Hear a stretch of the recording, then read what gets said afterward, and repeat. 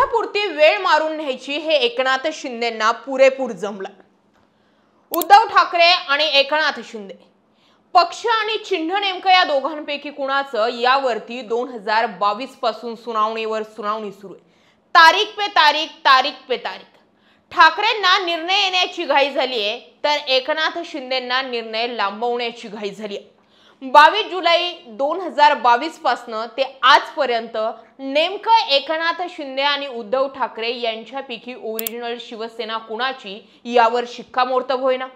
आता तुम्ही म्हणाल निवडणूक आयोगाने शिवसेना पक्ष आणि चिन्ह देऊन तर टाकलं एकनाथ शिंदेंना, ओरिजिनल शिवसेना त्यांचीच।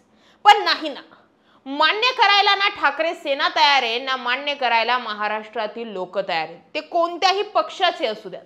पण त्यांना हे तर समजून घ्यायचंय की सुप्रीम कोर्ट नेमकं या विषयावर निर्णय का देतोय। ज्यावेळी एखाद्या ठिकाणी खूप अन्याय होतो, अत्याचार होतो, त्यावेळी त्याची शेवटची अपेक्षा ही कोर्ट असते। आणि आता ठाकरे आणि शिंदे यांच्या बाबतचा फैसला होण्याची सुनावणीची घडी ही थेट सुप्रीम कोर्टात आली।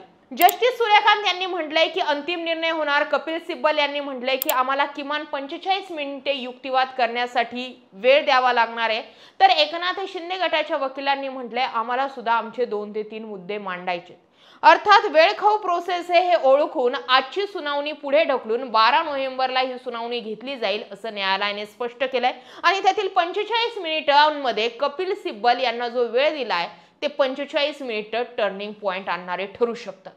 मुळात ठाकरे आणि शिंदे सुनावणीमध्ये असे 2च मुद्दे आहेत की जे 2 मुद्दे जरी व्यवस्थित सुप्रीम कोर्ट क्लिअर आउट करताय किंवा जे सुप्रीम कोर्टाने निरीक्षणं नोंदवली आहेत त्यावरतीच जर शिक्कामोर्तब करताय तर धनुष्यबाण पक्ष आणि चिन्ह ठाकरेंकडे जाऊ शकतं। आता समजून घेणं गरजेचं आहे की असे कोणते 2 निर्णय। एक, विधानसभा अध्यक्ष राहुल नार्वेकर यांचा निर्णय रद्द करणे आणि 2, निवडणूक आयोगाने पक्ष आणि चिन्ह जे विधिमंडळाच्या बहुमताच्या आधारावर दिलंय तोही निर्णय रद्द करणे।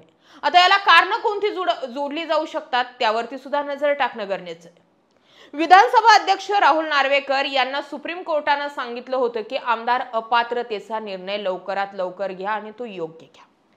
हा निर्णय विधानसभा अध्यक्ष राहुल नार्वेकर यांना घ्यायला लावण्या अगोदर सुप्रीम कोर्टामध्ये सरन्यायाधीश असताना धनंजय चंद्रचूड यांनी काही मतं मांडली होती।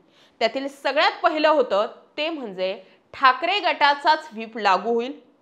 उद्धव ठाकरेंकडून नेमण्यात आलेले प्रतोद सुनील प्रभू यांचाच व्हीप योग्य आहे आणि प्रतोद म्हणून त्यांचीच नियुक्ती जी आहे ती कायदेशीर आहे। याचा अर्थ एकनाथ शिंदेंनी जे प्रतोद नेमले होते भरत गोगावले यांची नियुक्ती बेकायदेशीर आहे। आणि जर व्हीप सुनील प्रभू यांचा लागू होतोय तर सुनील प्रभू यांच्या व्हीप नुसार एकनाथ शिंदेसहित अन्य 15 आमदार जे आहेत ते अपात्र ठरतात।